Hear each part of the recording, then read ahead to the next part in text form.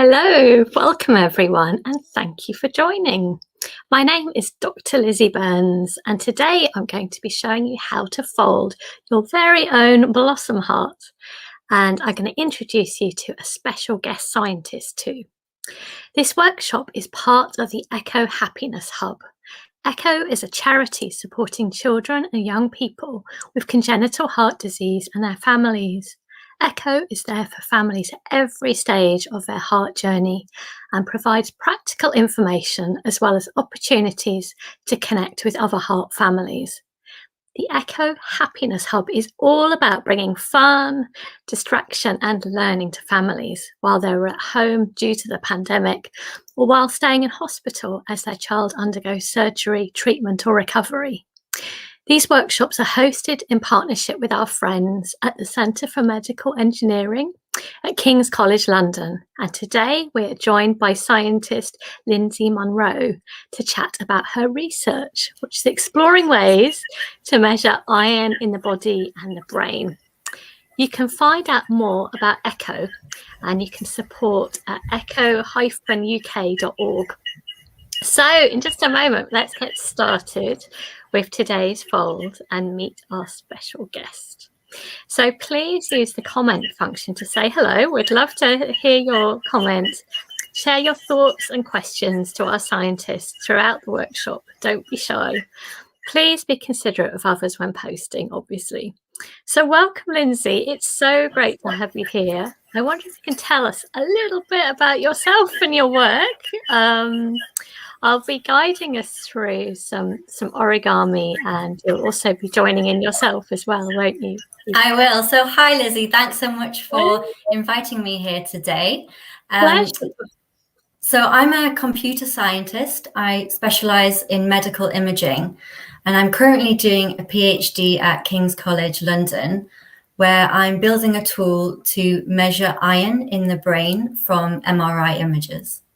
Wow. And I guess this is also relevant because obviously we think of the heart, and the heart pumps blood around our body, and of course we need that iron in there. So we're going to learn quite a bit more with Lindsay while being creative, and Lindsay's agreed to join me in folding an origami heart along with you. So this is going to be a new experience as well for Lindsay, but she can let me know as well if there's anything that I need to slow down on. So I have been using actually origami in hospitals as a way of encouraging that self-care. And I was asked by a patient to learn origami and pass it on. So I hope you're really going to enjoy this. This is one of my favourite folds. And I'm thinking about this time of year, obviously a heart, blossom heart. It's the blossoms coming out now. So I hope this will make you feel really good too.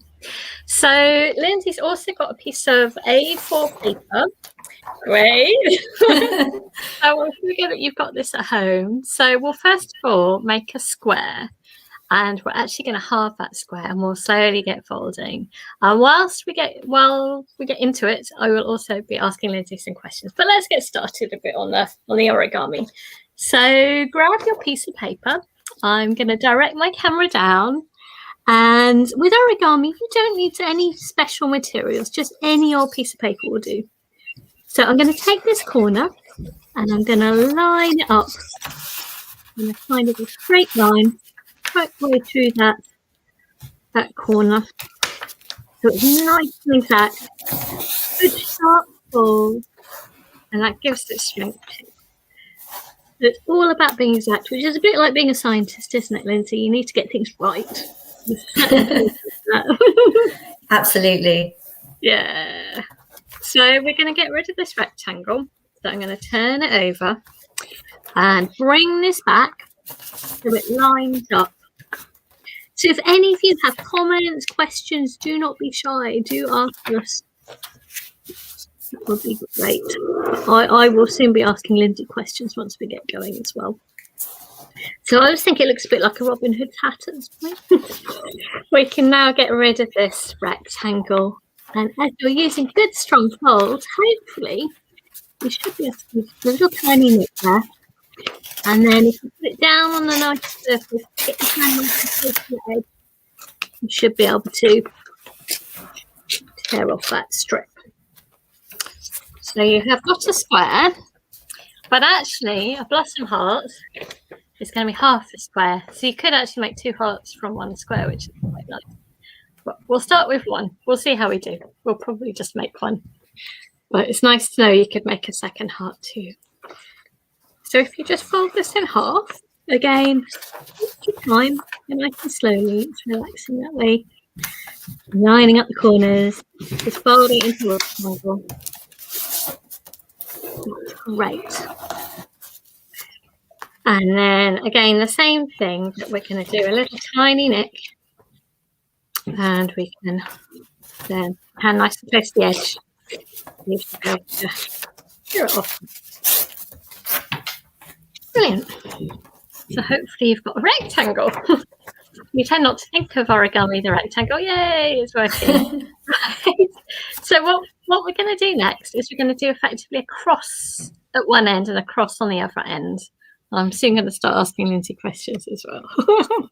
But here I already happen to have a line, so that's quite handy. It doesn't matter which order you do it in, but it's basically lining it up at the bottom. And then you can open it up and go the other way too.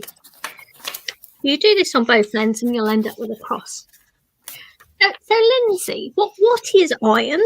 And how do we actually get it in our bodies? We don't sit there eating a lump of metal, do we? We don't. So iron is a metal. It's found in steel and stainless steel. So you'll find lots around your kitchen. But we also have it in our bodies, and we get it from the food that we eat. It's known as a trace element, which means that there's only a tiny amount in our bodies. There's about 6 grams of iron in a typical adult male, but those few grams are very important for us. Yes, that doesn't sound much at all. It doesn't, no. Yeah, thinking about how I know about how our body has those red blood cells. I know that because you may have noticed the painting in the background. In a moment you'll see it, but it's red, and it's from iron, isn't it? That our blood is red. So yes, that's right. And there's actually some animals that actually have different coloured blood to us. So you can get blue blood and purple blood and green blood. Is that different chemicals? Are they different? It is, yeah. Wow. What? Sorry, this is completely going off. It's really interesting. You know what makes those different colours, blue and... Yeah, so just like iron in our blood makes it red, it's when they have a different chemical than iron. So I think copper is one that makes it blue. Yeah, I'm not quite sure, but it's different chemicals, yeah. Yes, I remember reading about worms that could have blue blood. Yes, yeah.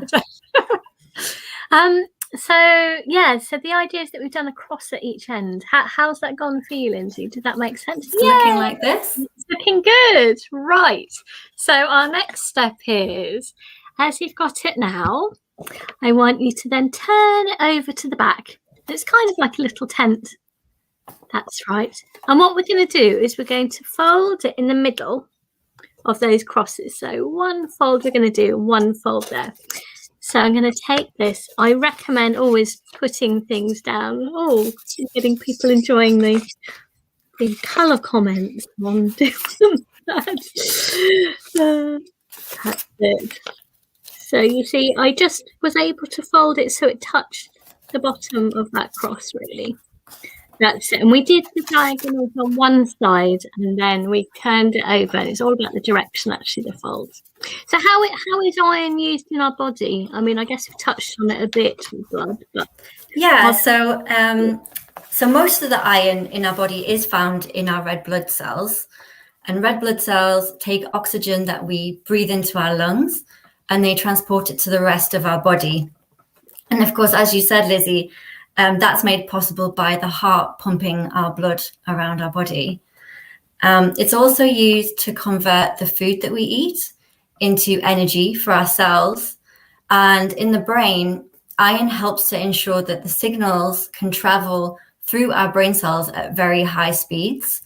Brain signals can actually travel as fast as 270 miles per hour. Wow. Yeah.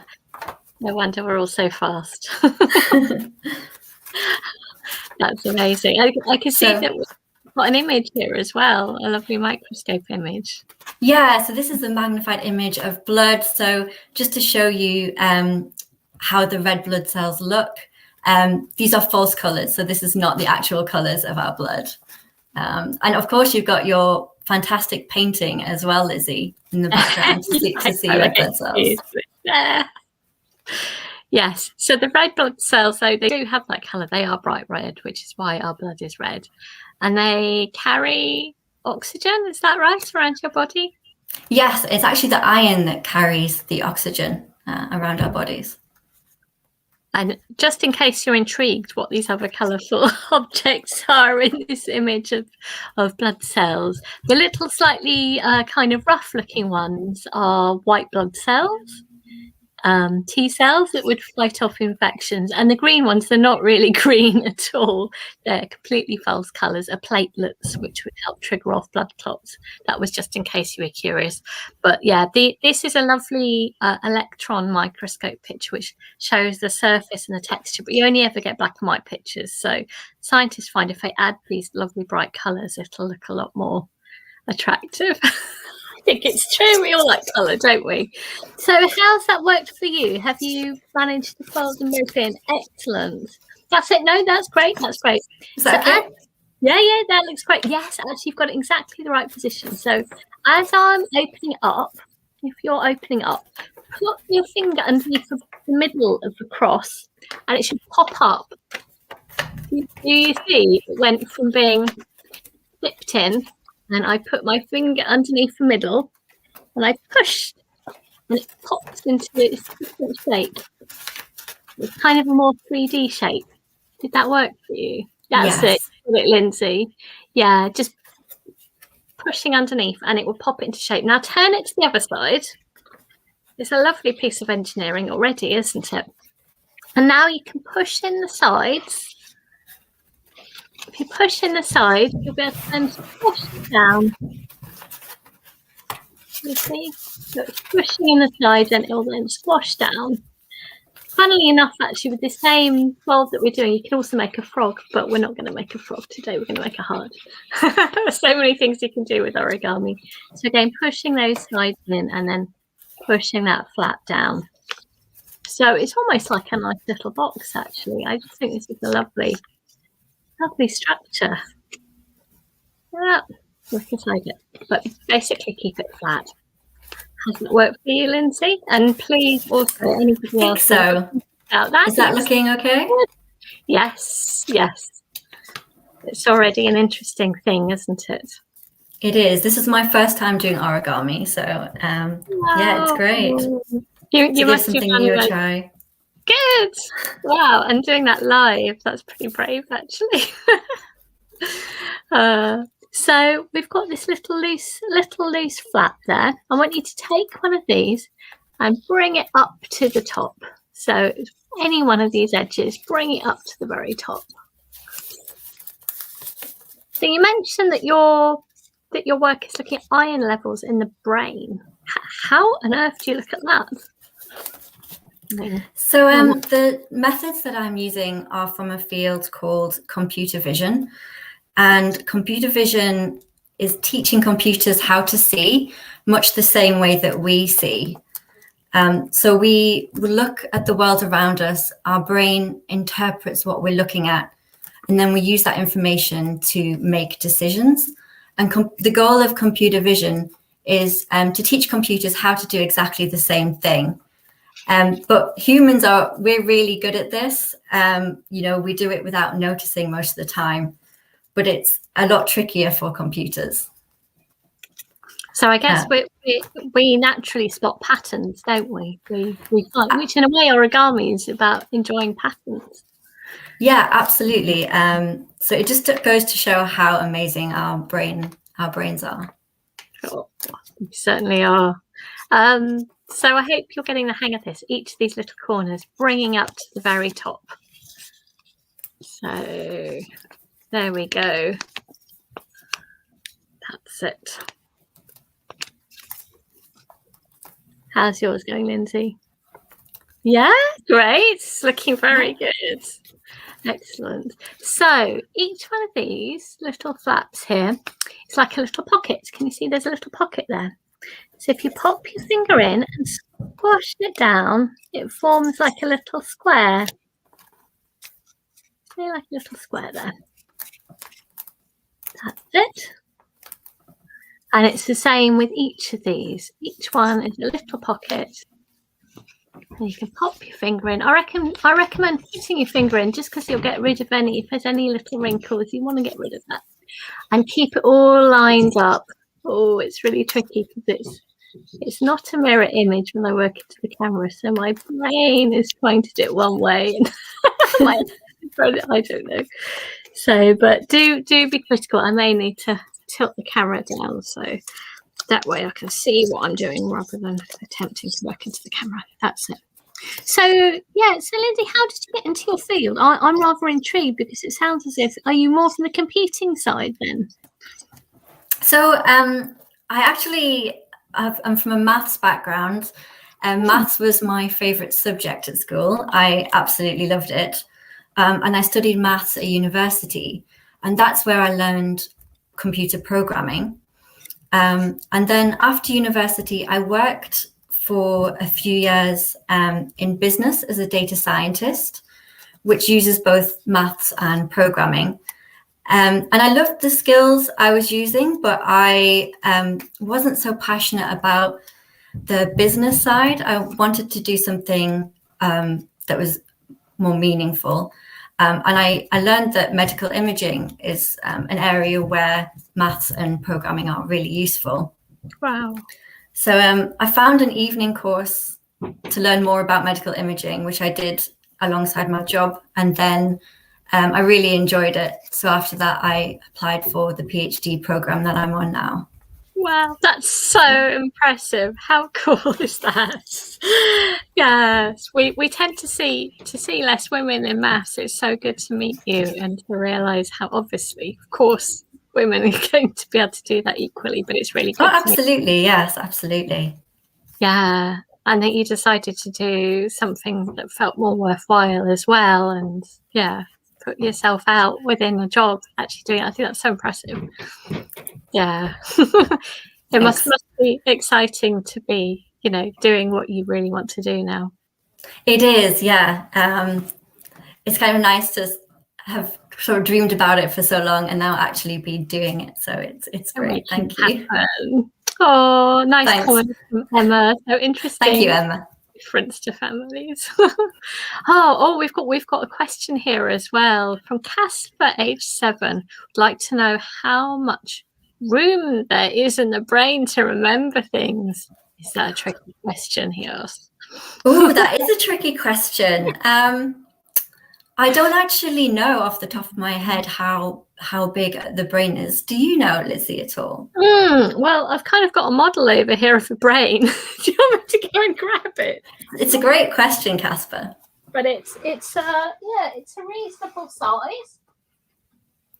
So it's all about your brain is made of brain cells, neurons, but which can send messages to each other, and it's the way that they interact that kind of give your thoughts and help with memories. So it's kind of an interaction of things. So this would be the kind of size of the brain. So actually, our brains are pretty big. If you think from around your eyes all the way down to the kind of back of your head. But it's very delicate. That's why we have a skull, thank goodness, to protect, and also liquid in there to look after your brain. So your head's delicate. It's definitely worth looking after your head. But it's about those connections. So it's not that you have separate areas for different things, although to some extent your brain is organized. So some areas, like at the very back of your brain, is to do with looking at things. Other areas to do with language. So there is a bit of specialization, but you don't, but it's complex and it's fascinating, isn't it? And clearly a person can live a long time and have a whole lifetime of memories, so there's clearly an awful lot that can go on in your brain. I don't know if that helps. I don't know if you've got anything else to add to that, Lindsay. Just that as well, the outside of your brain is folded, and that actually increases the amount of space as such for the brain, and it's the outside that is so important for our high functioning. So decision making. The outside bit is the clever bit, and that's very big. Yeah, and if you look at different animal brains, they don't look like a smaller version of our brain. They really do look very different. A lot of animals are much smoother brains. We really do have very wrinkly brains, and it is about the clever stuff. Right, let's keep going with the folds, which is a very nice link because, of course, we've been talking about the surface is the clever bit, which all folds, isn't it? Yes. So our next step, I'm going to direct this down so that my brain's not super big. You've got these little squares, and what I want you to do is to take a side of your square and fold it in a straight line along that middle line. Can you see? And you do that to each of them, but each time it's important that you do the folding from the middle. So don't go from the outside because you won't be able to open them up later otherwise. So it should start to look like a little kite, I hope. Are you able to see this properly, Lindsay? Because I can't. Yes, I can. So it's folding from the middle, kind of from the middle upwards. Yes, in that straight line along that middle line. There we go. And you're doing that to each of them. Again, I just enjoy all the shapes. Are you enjoying the patterns along here, Lindsay? Yeah, I am. It's really satisfying, isn't it? The shapes that you get along the way. It is. And actually the next step will be really satisfying too. You'll see. For some reason, it always reminds me almost a bit of bubble wrap, that satisfaction. But this is a lovely one because you could also make nice cards for people. If you get into making blossom hearts, you'd always make someone smile. There we go. So Lizzie, how did you get into science? Oh gosh, I've always loved science or art or both of them. Both of them. Both of them.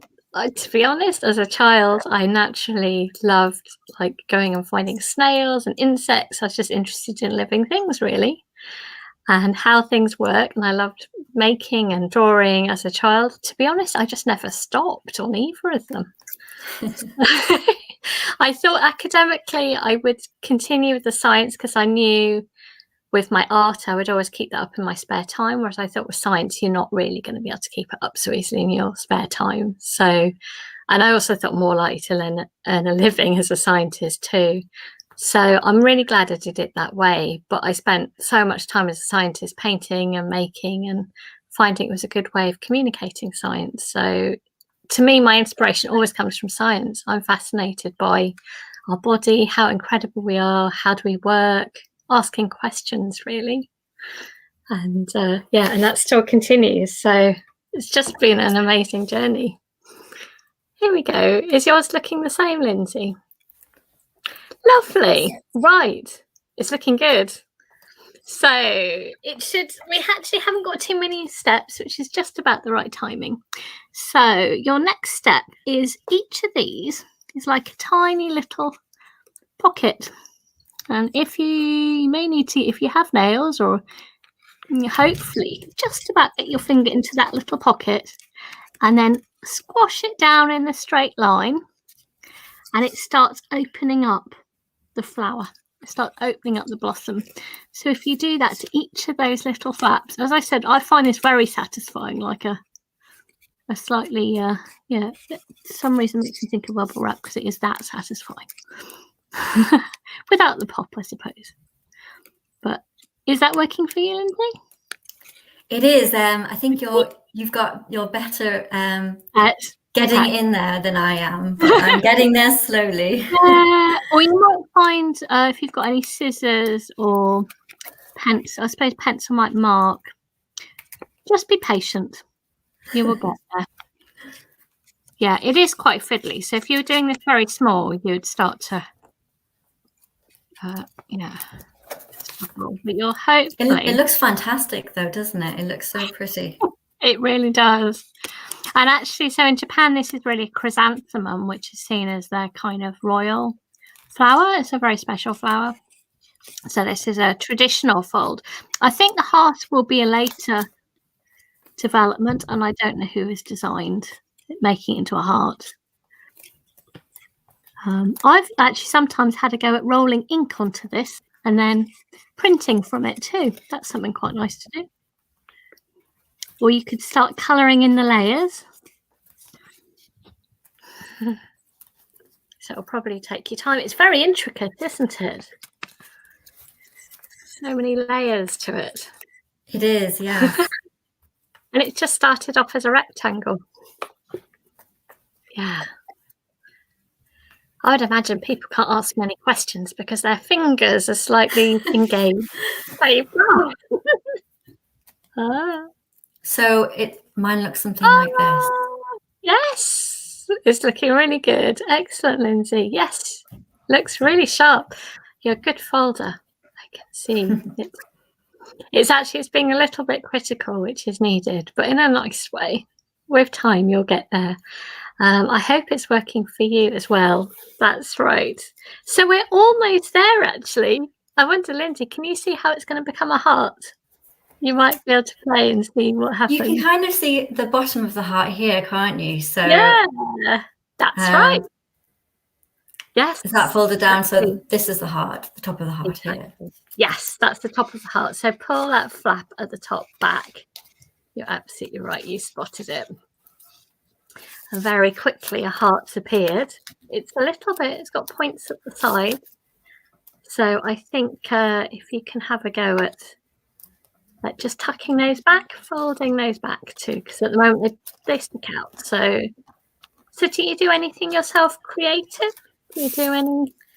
I'm learning piano at the moment. I've been learning for about a year and a half. So I'm still quite a beginner, but I really enjoy it and I find it very relaxing. Oh, that's fantastic. I guess it's quite a hard thing. I have not learnt any music at all, but it's such a wonderful thing, isn't it, when people play? It's such an important art form that we all enjoy so much. Good challenge. Yes, definitely a challenge. Yeah. And I guess it's learning patterns as well, isn't it? Yes, absolutely. How's it going? Yay! You've done it. Woohoo! It's lovely, isn't it? And I think it looks it's so nice. Even in white, it looks lovely. I'm trying to get it on the screen. That's it. Thank you. You can actually have a go at like colouring the layers as well, or if you have things like wrapping paper. If you have a go with wrapping paper, it's white on one side and coloured on the other side. So you can always go back to this film and make more hearts. Put them up in your windows, give them to people, make cards. You will make of a smile, won't you, if you make a blossom heart. It's clearly taken a lot of time and skill, but I really hope it's worked for you. We'd love to see the pieces that you've made. So thank you so much, Lindsay. It's been so good. And thank you for joining the Happiness Hub, everybody. We'd really love to see what you've made in today's session. So please share photos of your creations with us on social media using the hashtag Echo Happiness Hub. Is up there already. If you'd like to speak to someone at Echo or wish to access available support, please visit their website for further details. Thank you for joining us today. We hope to see you next Tuesday at the same time for Drawing with Jenny and scientist Suzette Lust. So goodbye. Bye everyone. Happy heart holding. Hope you've had a good time. Thank you.